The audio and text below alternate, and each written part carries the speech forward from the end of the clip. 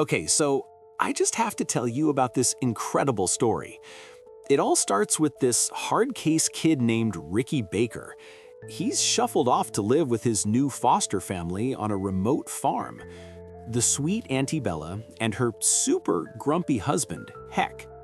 Bella is the best. She actually gets through to Ricky, takes him hunting, and even gives him a dog named Tupac. Everything seems to be settling down until Bella suddenly dies. It's heartbreaking, but Ricky won't show a tear.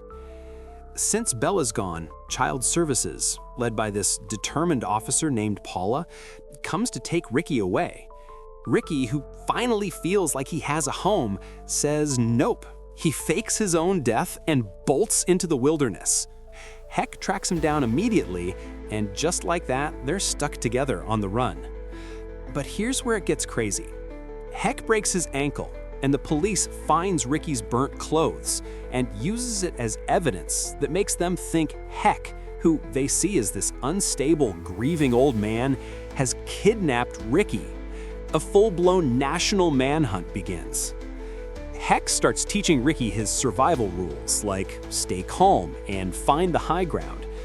They have a weird encounter with these three dumb hunters, Joe, Ron, and Hugh, who jump to the worst possible conclusion, thinking Hec is a predator.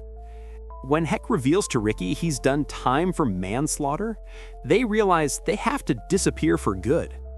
The two of them become a real pair of fugitives, bonding as they hide, steal supplies, and rely on each other.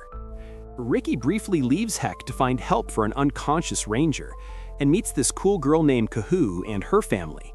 They know who he is from the news, but are totally nice to him. Ricky rushes back to the hut, but instead of Hec, he finds the place absolutely swarming with police, led by Paula and Andy. Hec is nowhere to be found.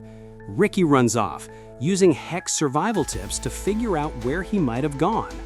Paula eventually finds Ricky, and he has a chance to cut a deal with Paula.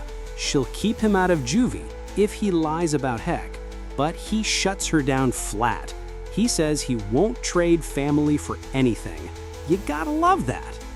But the journey takes a horrible turn when a boar attacks and fatally wounds Hec's dog Zag. Hec has to put the poor dog down. It's devastating. At the burial, Ricky reveals he's been carrying Bella's ashes, and they finally scatter them at a waterfall. On their travels, they meet a bizarre man who dresses like a bush to hide in the fields. The man, who calls himself Psycho Sam, has been living out there alone. Hec and Ricky realize he's harmless and agree to stay the night. That evening, Ricky and Hec talk about their journey. Even Ricky reads Hec a poem he wrote about it, which Hec absolutely loves.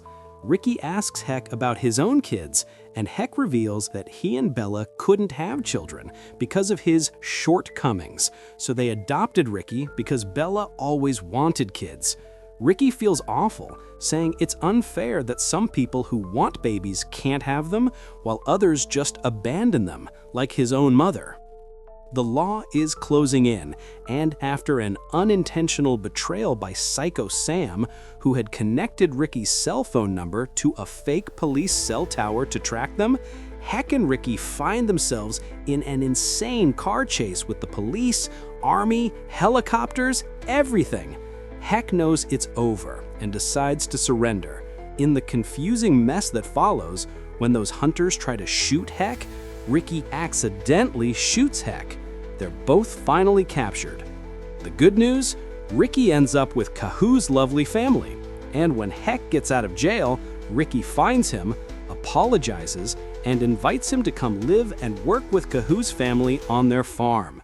Hec agrees, and the final scene is them heading back into the bush, not to run, but to search for a rare, rediscovered bird.